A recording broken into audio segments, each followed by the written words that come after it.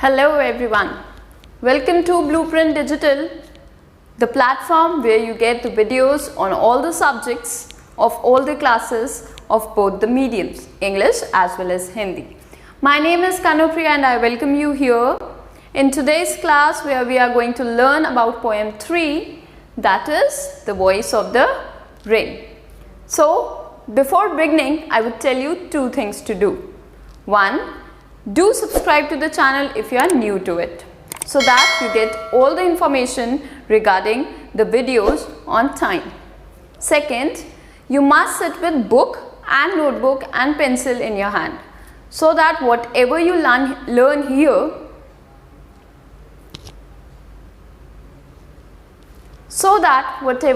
here, does not get skipped at the time of revision. It will help you in revision time when you will be there preparing for your exams. So let us begin with the explanation of the poem. The Voice of the Rain by Walt Whitman. Whitman. So about the poem. What we learn here in the poem is, if you have studied poem Song of the Rain in class 9, आप लोगों ने class 9 में NCERT की book से ही पढ़ी होगी song of the rain, बिल्कुल उसी तरीके से ये पोएम है the voice of the rain. ठीक है, बहुत सिमिलर है but written on a different note. The voice of the rain is the statement of facts. इसमें सारे साइंस के फैक्ट्स लिखे हैं जो हमें भी पता है कि बारिश कैसे होती है.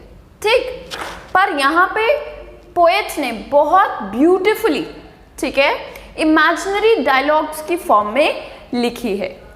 The poet asks a question पूछते हैं वो बादलों से, बारिश से, और बारिश जवाब देती है किसके बारे में? अपने बर्थ और उसके एंड के बारे में, कि वो कैसे पैदा होती है और कैसे खत्म हो जाती है, उसकी बिगनिंग और एंडिंग कैसे है वो. The poem traces the story life of rain in the form of from the clouds, कि किस तरीके से बारिश बादलों से बनती है, बादल कैसे बनते हैं, उनका एंडिंग और बिगनिंग कैसे होता है. And it is very simple to understand. So let us begin with stanza 1. And who art thou, said I to the soft falling shower, which, strange to tell, gave me an answer and here translated. I am the poem of the earth, said the voice of the rain. तो यहाँ पर हम क्या देखते हैं? एक conversation begin हुआ है किसके बीच में? पोएट और रेन के बीच में, जिसमें पोएट क्वेश्चन पूछते हैं रेन से और उसका आंसर रेन देती है. ठीक है, ध्यान से समझिए एक चीज को कि पोएट्स और राइटर्स हम लोगों से अलग होते हैं. Why? Because they are very sensitive towards everything. वो उस इमेजिनरी लेवल पे भी सोच पाते हैं जिस लेवल पे हम नहीं सोच सकते. वो ये भी सोच सकते हैं कि एक मटर का दाना तक अपनी कहानी कह सकता है, कि वो किस तरीके से बोया गया और किस तरीके से उगा और उसका अंत कैसे हुआ. Strange to hear but this is the fact. So इसी तरीके से मैं यहाँ पर भी यही बात कहूँगी कि पोएट्स इतने सेंसिटिव होते हैं कि वो नेचर की चीज़ों को भी समझ पाते हैं और एक इमेजिनरी नोट पर उसको हम लोगों को ट्रांसलेट करके भी बता सकते हैं. जैसे वॉल्ट व्हिटमैन ने इस पोएम में रेन का कॉन्वर्सेशन हम लोगों को बताया है. क्या रेन बात कर सकती है? नहीं, पर उन्होंने रेन की बात को एज अ समझा कि शायद जो रेन हो रही है, जो बारिश की बूंदें गिर रही हैं, वो एज इफ हमसे कुछ कहना चाह रही हूँ. And who are you, said I to the soft falling shower. said I means the poet. Poet पूछते हैं किससे? रेन से. सॉफ्ट फॉलिंग शार क्यों बोला गया है? सॉफ्ट फॉलिंग शार बोला गया है रेन को, वो रेन जो बहुत लाइटली हो रही है, और जब हल्की हल्की बारिश होती है तो उसको हम बोलते हैं ड्रिजल. जब बौछार हो रही होती है बारिश की, बहुत हल्के हल्के से बारिश हो रही होती है, तो उसको हम बोलते हैं ड्रिजल. ठीक है, so when it is drizzling, तो पोएट पूछते हैं रेन से, जिसका ये बता पाना एक स्ट्रेंज है. Why is it strange? Because the poet hadn't expected, poet ने एक्सपेक्ट नहीं किया था कि उनको रेन की तरफ से एक ह्यूमन वॉइस में आंसर मिलेगा।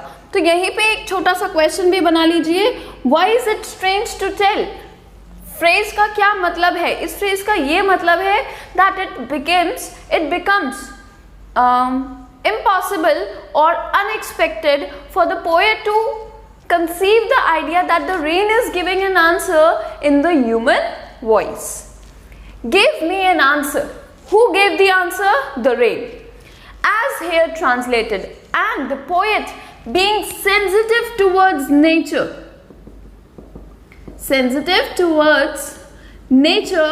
translated the answer to us in English. That is, I am the poem of rain. I am the poem of earth. Sorry, I am the poem of earth. तो यहाँ पे I जो बोला गया है, पहले I यूज हुआ था पोएट के लिए, अब यूज हुआ है रेन के लिए. The rain which is replying to the poet. I am the poem of earth, said the voice of the rain. और ये वॉइस कैसी है? It is a humanly voice which is very mysterious. It is very mysterious to figure out how the voice of the rain can be heard. It is on a mysterious note, क्योंकि कोई नहीं कह सकता कि किस तरीके से बारिश ने जवाब दिया होगा और पोएट ने कैसे समझा होगा. तो यही एक रहस्यमय तरीके से बहुत ब्यूटीफुली एक कॉन्वर्सेशन स्टार्ट किया है पोएट ने रेन के साथ, जिसका जवाब उन्हें एक ह्यूमनली फॉर्म में मिलता है. ठीक है, I am the poem of the earth. What is the meaning of I poem of earth? यहाँ पे भी एक और क्वेश्चन बन जाता है. पहले एक क्वेश्चन हमने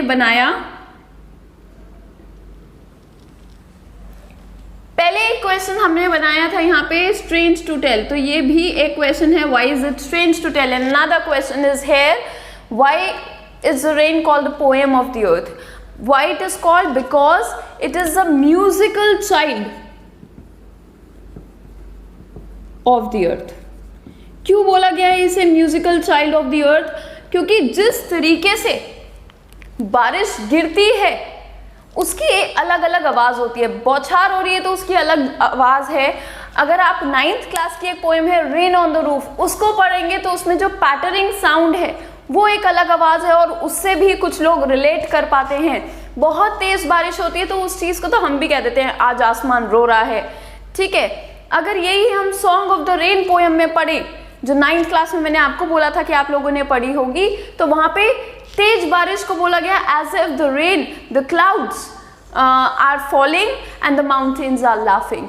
तो हर तरीके से पोएम में जो पोएट होते हैं वो अपनी फीलिंग्स और अपनी सेंसिटिविटी टुवर्ड्स नेचर को बहुत ब्यूटीफुली लिखते हैं. और उसी को यहाँ पे भी बताया गया है पोएम ऑफ द अर्थ, क्योंकि जिस तरीके से बारिश गिरती है अर्थ पर, एक बहुत म्यूजिकल नोट पर आवाज आती है जिसको सब लोग अलग अलग तरीके से समझते हैं. And that is why the rain calls itself the poem of earth. I hope it is clear to you. Now let us switch on to the poetic devices. First is metaphor.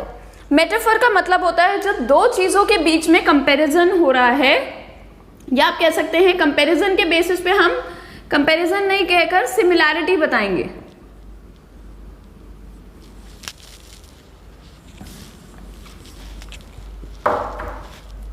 So let us now see poetic devices. First is metaphor. Metaphor की अगर हम बात करें तो इसका मतलब है जब दो ऑब्जेक्ट्स, दो थिंग्स के बीच में कोई सिमिलैरिटी शो की जा रही है. जरूरी नहीं दो थिंग्स हो, एक लिविंग एक नॉन लिविंग भी हो सकता है, दो लिविंग भी हो सकते हैं, दोनों नॉन लिविंग भी हो सकते हैं. ठीक है, सो टू थिंग्स जिनके बीच में एक सिमिलैरिटी दिखाई गई है. तो यहाँ पे सिमिलैरिटी दिखाई है, देखिए पोएम में, पोएम ऑफ अर्थ किसको बोला गया? वॉइस ऑफ द रेन को. ठीक है, poem of the earth voice of the rain को बोला गया है, इसलिए हम यहाँ पे मेटाफर सेट करते हैं. Next is personification. पर्सोनिफिकेशन होता है when a non living thing non living thing के अंदर क्या एट्रीब्यूट्स क्वालिटीज आ जाती हैं, लिविंग थिंग वाली, तो उसको हम बोलते हैं पर्सोनिफिकेशन। जैसे क्या बारिश बोल सकती है, नहीं, पर हमने यहाँ पे उसको भी आई की फॉर्म में पढ़ा है, तो ये क्या हो गया, personification. Okay, then is imagery. Imagery वो होती है वो एक आइडिया या एक थॉट या कोई ऐसे वर्ड्स जो हमारी सेंसेस से रेजोनेट करते हैं, हमारी सेंसेस को एक्टिव करते हैं। जैसे बारिश के गिरने को, शावर जो बोला गया, हल्की हल्की जो बारिश हो रही है उसे बोला गया है soft, means we can feel it. हमारी सेंस से रिलेटेड है, 5 सेंसेस होती है, देखना, सुनना, महसूस करना, सूंघना, ठीक है, और टेस्ट कर पाना। तो महसूस कर पा रहे हैं हम कि जो वो बारिश हो रही है वो बहुत सॉफ्ट है, ठीक है, इसीलिए यहाँ पे हमने यूज किया है इमेजरी को। I hope first answer is absolutely clear to you. चलिए स्टार्ट करते हैं stanza 2। Eternal I rise, impalpable, out of the land and the bottomless sea, upward to heaven, whence vaguely formed, altogether changed and yet the same. I descend to leave the draughts, atomies, dust layers of the globe, and all that in them without me were seeds only, latent and unborn. तो यहाँ पे सबसे पहले हम ये देख लेते हैं कि बताया क्या जा रहा है इस स्टैंजा में, ठीक है। इस स्टैंजा में ये बताया गया है that the rain gives us the scientific account. Scientific मतलब एक साइंटिफिक नोट पर वो ये बताती हैं कि उसका बर्थ कैसे हुआ है। The rain gives the scientific account of its birth. और जो यहाँ पे टोन है, जिस वे में रेन अपने बारे में बता रहे हैं, the rain seems to be full of pride, the rain is full of pride and self praise, pride and self praise, ठीक है। तो यहाँ पे रेन जो है अपने बारे में बता रहे हैं कि उन्होंने कैसे बर्थ लिया, ठीक है, अर्थ पर रहकर ही, अर्थ से बर्थ लिया है। और कुछ वर्ड्स के मीनिंग हम देख लेते हैं, क्योंकि पोयम समझ में नहीं आएगी, लाइन का एसेंस समझ में नहीं आएगा तब तक। तो मीनिंग देख लेते हैं हम। Eternal, eternal means never ending, which means continuous, which means continuous, okay. Continuous way में आई राइज, यहाँ पे आई बोला गया है रेन को, आई बोला गया है रेन को। I rise impalpable, impalpable means in a hidden form और in a form in which it can not be seen, unseen, ठीक है, that means in the form of vapours, in the form of vapours. Bottomless C,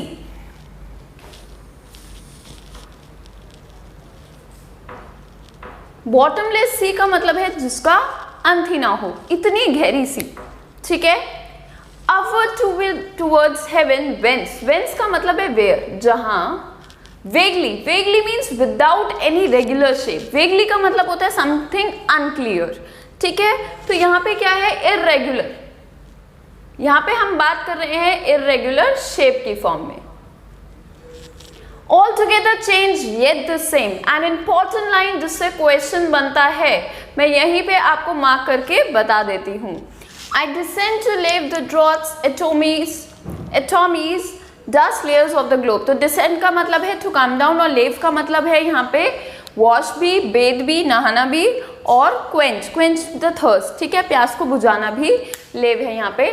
The dust, the draughts, एटॉमीज, एटॉमीज का मतलब यहाँ पे है small particle से, small particles. Layers, dust layers of the globe, और the globe यहाँ पे अर्थ को बोला गया है। And all that in them without me this were seeds only, latent, latent means hidden, hidden, छिपे हुए। सो अब समझ लेते हैं पोएम की हर एक लाइन को। एटर्नल आई राइज, रेन अपनी बर्थ की स्टार्टिंग बताती हैं। वो क्या बताती हैं कि एटर्नली मीन्स कॉन्टिन्यूसली, वो बढ़ती जाती है। राइज मीन्स उठना, ऊपर की तरफ उठना, ठीक है। इम्पैल्पेबल, इम्पैल्पेबल मीन्स बिना दिखे, इस फॉर्म में जिसको हम टच नहीं कर सकते या देख नहीं सकते हैं। आउट ऑफ द लैंड, कहाँ से, अर्थ पे से, और द बॉटमलेस सी, अर्थ पर से कैसे वो राइज करती है। कभी आपने देखा हो बारिश का पानी कहाँ जाता है, बारिश में नदियाँ भर जाती हैं, नदियाँ छोड़ो गलियाँ भर जाती हैं, वो पानी कहाँ जाता है, सड़क पे पानी भर जाता है, कहाँ जाता है, ड्रेन्स के साथ साथ वो पानी क्या है, उड़ जाता है, वेपर्स बन जाता है। इसलिए लैंड से और बॉटमलेस सी, यहाँ पे बॉटमलेस सी बोला गया है कोई भी वाटर बॉडी को। यहाँ पे हम किसी भी वाटर बॉडी को ले सकते हैं कि जितनी भी वाटर बॉडीज हैं, जितनी भी नदियाँ हैं, जितने भी समुद्र हैं, ठीक है, तालाब हैं, लेक्स हैं, तो वहाँ सबसे, वेल्स में भी पानी होता है, पहले हुआ करता था, अब तो खैर नहीं होता है। तो बॉटमलेस सी बोला गया है कि ऐसी सी जिसका कोई एंड ही नहीं है, मीन्स वेरी डीप, बहुत गहरी नदी, और वो जगहें जहाँ पर पानी शायद कभी ख़त्म ही ना हो, जैसे ओशंस, वहाँ से भी इवेपोरेशन तो होता ही है पर हमें पता नहीं चलता। अपवर्ड टू हेवन, हेवन कहाँ जा रहे हैं, वो स्काई में जाते हैं, सारी वेपर्स भाप बनकर। बारिश जो है उसका बर्थ बताया गया है कि वो होता है लैंड से, सरफेस से, जहाँ से वो वेपर्स की फॉर्म में ऊपर की तरफ जाती है, स्काई की तरफ जाती है। Whence, whence means where, vaguely formed, और वहाँ पे कुछ शेप लेती है, ठीक है, वहाँ पे रेन क्या करती है, कुछ शेप लेती है, और वो शेप क्या है, बहुत ज़्यादा इर्रेगुलर है। इर्रेगुलर का मतलब क्या है, जिसका एक प्रॉपर स्ट्रक्चर नहीं है, और वो शेप लेकर किस में बन जाती है, वेगली फॉर्म्ड। यहाँ पे किसे बताया गया है कि बारिश कन्वर्ट हो जाती है क्लाउड्स में, वो क्लाउड्स का फॉर्म ले लेती है बाय द पर्सिपिटेशन। आपको भी पता है कि पर्सिपिटेशन एक वो प्रोसेस होता है जिसमें वेपर्स वाटर ड्रॉपलेट्स में कन्वर्ट हो जाती हैं, ठीक है। तो ये क्लाउड्स का फॉर्म लेती हैं। तो वहाँ पर बताया गया है, एक बहुत सेंसिटिव लाइन है यहाँ पे, all together changed. All together changed का यहाँ पे ये मतलब है कि रेन अपनी फिजिकल फॉर्म को चेंज कर चुकी है। Rain has changed it's physical form. पहले वो वेपर में थी और अब वो किस में कन्वर्ट हो गई है, कंडेंस होकर। कंडेंस या पर्सिपिटेट नहीं कहूंगी मैं, कंडेंसेशन कहूंगी, ठीक है। तो कंडेंस होकर वो क्लाउड्स का फॉर्म ले चुकी हैं। All together change and yet the same. Yet the same means वो केमिकल, अगर उसका फॉर्मेशन देखें, केमिकल उसका फॉर्मेशन देखें, केमिकली वो सेम है, विद द सेम H2O है, तो H2O ही, चाहे वो वेपर्स में हो, चाहे वो क्लाउड्स की फॉर्म में कंडेंस हो चुके हैं, चाहे वो भाप बनकर थे, चाहे वो बारिश की फॉर्म में है। देखा जाए तो वो है वाटर का ही part, it is a part of the water, but उसकी फिजिकल अपीयरेंस कंप्लीटली चेंज हो चुकी है। I descend to leave the droughts. Descend means to come down. अब रेन क्या कहती है, जब मैं बारिश की फॉर्म में आती हूं नीचे क्लाउड से, ठीक है, जब वो क्लाउड से नीचे आती है, डिसेंड किसकी फॉर्म में, वाटर की फॉर्म में, इन द फॉर्म ऑफ वाटर। तो अब हम देखें यहाँ पे, तो हमें तीनों स्टेट्स वाटर के हम यहाँ देख चुके हैं, 3 स्टेट्स ऑफ मैटर, या हम यहाँ कह सकते हैं इस केस में हमने वाटर के तीनों स्टेट देख लिए, क्लाउड्स भी, रेन भी और वेपर्स भी। To live the droughts. The droughts यहाँ पे किस किस को बोला गया है, द ड्रोथ यहाँ पे वो पर्सन, द पीपल, फार्म और फील्ड्स कह लो सबसे पहले, कि बारिश को जिसकी जरूरत है सबसे ज्यादा खेतों को, ठीक है, जहाँ पे क्रॉप्स उगती हैं। उसके बाद द ड्राई एरियाज, वो एरियाज जहाँ पे सालों साल बारिश नहीं हुई है, for example the deserts, the parched lands, ठीक है। उसके बाद the places where there is scarcity of water, वो जगहें जहाँ पे पानी तो है पर स्कैरसिटी है, जिनको जरूरत है, उन प्यासों के ऊपर जाकर वो क्या है, ड्रोथ को क्वेंच कर देती है। अब हम यहाँ कहें तो वो लोगों को भी यहाँ पे प्यासा बोला गया है जिन लोगों को बारिश में नहाना बहुत पसंद है या बारिश बहुत पसंद होती है, तो यहाँ पे उनको भी वो क्या कर रहे हैं, वॉश कर रहे हैं, बेद कर रहे हैं, उन्हें भी बारिश के पानी में नहला दिया, ठीक है। एटॉमीज, एटॉमीज मीन स्मॉल पार्टिकल जो एयर में घूम रहे हैं। कहते हैं ना कि बारिश हो जाएगी तो सारा पोल्यूशन थोड़ा बैठ जाता है, क्यों, क्योंकि जो सारे डस्ट पार्टिकल्स, जो डस्ट लेयर्स बन चुकी हैं, जो एटॉमीज बन चुकी हैं, ठीक है, वो सब क्या हो जाएंगी, वो डिसेंड कर जाएंगी, ठीक है, और ग्लोब के ऊपर पूरे अर्थ को भी वॉश कर देगी। And all that in them without me were seeds only, latent, unborn. And all that in them में यहाँ पे बात हो रही है fields की या अर्थ की, हम कहें जहां पर सीड्स क्या है, बोए जा चुके हैं, where the seeds have been sown, बोए जा चुके हैं। और ये सीड्स क्या है, अगर बारिश नहीं होती है तो क्या होगा, ये सीड्स सीड ही रह जाएंगे, बरीड रह जाएंगे अर्थ में ही, ठीक है, धरती में ही रह जाएंगे, मिट्टी में ही छिपे हुए, क्योंकि वो धरती में है, नहीं पता किसी को कि यहाँ पे कोई बीज था या नहीं था, तो वो क्या रहेंगे, छिपे हुए रह जाएंगे और अनबॉर्न रह जाएंगे। मतलब that they will be buried only, they will not take the shape of life, ठीक है, वो लाइफ का अवतार नहीं ले पाएंगे, they will be unborn, ठीक है। I hope this part was clear to you, but अभी एक छोटी सी चीज रह गई है डिस्कस करनी, दैट इज पोएटिक डिवाइस।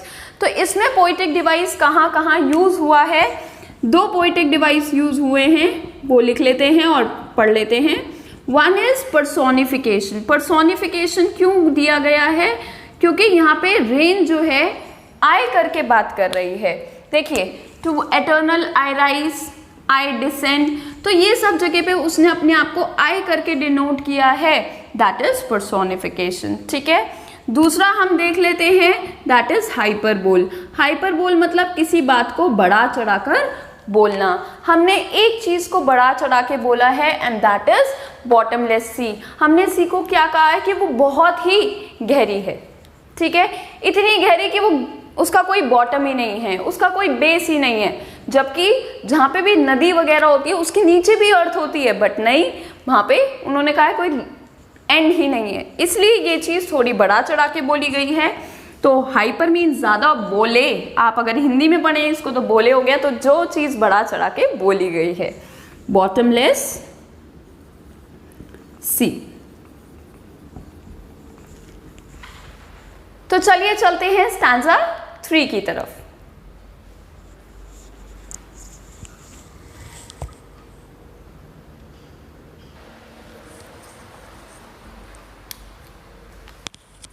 चलिए स्टार्ट करते हैं स्टैंजा 3 के साथ। And forever, day and night, I give back life to my own origin and make pure and beautify it for the song issuing from its birthplace after fulfillment wandering, rigged or unrigged, duly with love returns. So यहाँ पर rain जो है अपनी duty fulfilment की बात करती है और साथ में ही बात कर रही है द पर्पस कंप्लीशन की, completion of its purpose, completion of its purpose.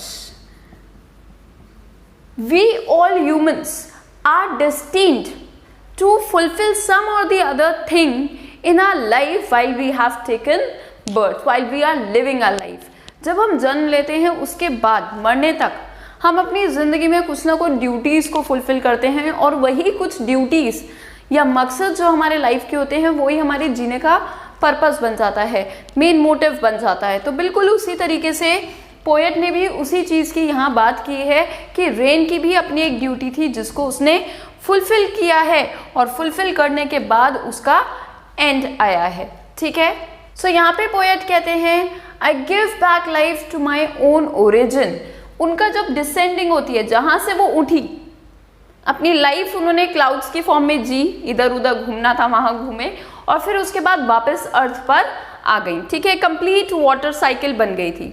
तो दिन रात, for ever means always, day and night, क्योंकि बारिश यहाँ नहीं हो रही तो किसी और जगह तो हो रही होगी, किसी और जगह पे रेन अपना पर्पस फुलफिल कर रही होगी। I give back life to my own origin. My own origin यहाँ पे बोला गया है बच्चे, सी को कह सकते हैं, सारी वाटर बॉडीज, ठीक है, और लैंड को, क्योंकि लैंड से भी तो इसका बर्थ हुआ था, तो अब लैंड को ही, अर्थ को ही इसको वापस से उसकी लाइफ ये दे देती है, ठीक है। And make pure and beautify. Make pure what? Makes the earth atmosphere clean. Atmosphere को क्या कर देती है, ये बिल्कुल क्लीन कर देती है, ठीक है, क्योंकि सारी डस्ट एटॉमीज वगैरह जो थी वो सारी क्या हो चुकी हैं, वॉश अवे हो चुकी हैं। और ब्यूटीफाई करती है, ब्यूटीफाई मतलब एडोन करना, सजाना किसी चीज को। तो ब्यूटीफाई कैसे कर रही है, बारिश के आने से बहुत सुंदर सुंदर कहीं ना कहीं ग्रीनरी आ जाएगी, बहुत सुंदर फ्लावर्स उग जाएंगे, जो पौधे बनने हैं, बीज से पौधे बनने हैं वो उग जाएंगे। तो इस तरीके से बारिश क्या करती है, अर्थ को सुंदर बनाने का काम करती है। आजकल लोग तो लीव्स पर वाटर ड्रॉपलेट्स की भी फोटो खींच के कहीं ना कहीं अपलोड कर देते हैं, पोस्ट कर देते हैं। तो यही वो क्या करती है, वो पर्ल्स की तरह, ऐसा लगता है मानो कोई मोती हो, वो वाटर ड्रॉपलेट ना हो, कोई मोती हो। तो इसी तरीके से नेचर को अडोन करने का काम करती है, अडोन टू नेचर, ठीक है। किसको सजा रही है, बारिश, अर्थ को। फॉर द सॉन्ग, और यहाँ पे सॉन्ग का क्या सिग्निफिकेंस है, क्योंकि जो इंटेंसिटी है,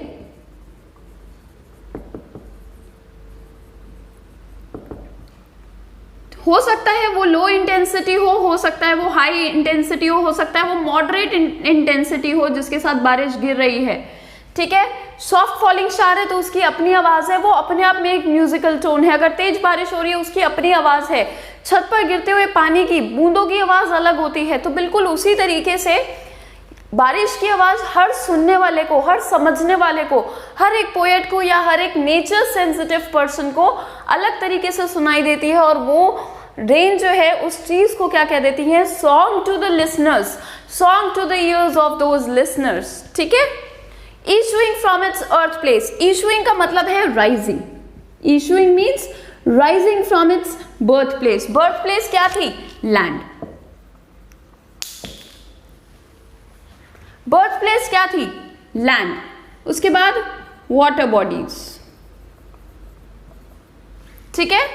next, after fulfilment, fulfilment of what, of its duties, fulfilment of its duties. और अगर हम बात करें ड्यूटीज फुलफिल कर ली या अपना ड्रीम पूरा कर लिया या अपनी कोई विश थी वो पूरी कर ली, just like we humans do, we have a purpose of living on this earth. Wandering, wandering means moving here and there. Regged or unregged, regged or unregged means noticed or unnoticed. Notice किया जाए तो भी, notice ना किया जाए तो भी, rain अपना काम पूरी तरीके से करती है। Giving back love to its origin, जिसने, जैसे कह सकते हैं ना, the mother of the rain is the sea, ठीक है, जहां से वो राइज हुई है। तो वो वहां पर जो रेन की पूजा करते हैं, ठीक है, या रेन को वर्शिप करते हैं, रेन उनके लिए ब्लेसिंग है। जिसके लिए the rain is blessing, for all those rain is a blessing, उन सबको रेन क्या करती है, अपना लव देती है by falling on the earth, ठीक है। तो यहां पे बताया गया है कि रेन जो है, rain is unmindful of its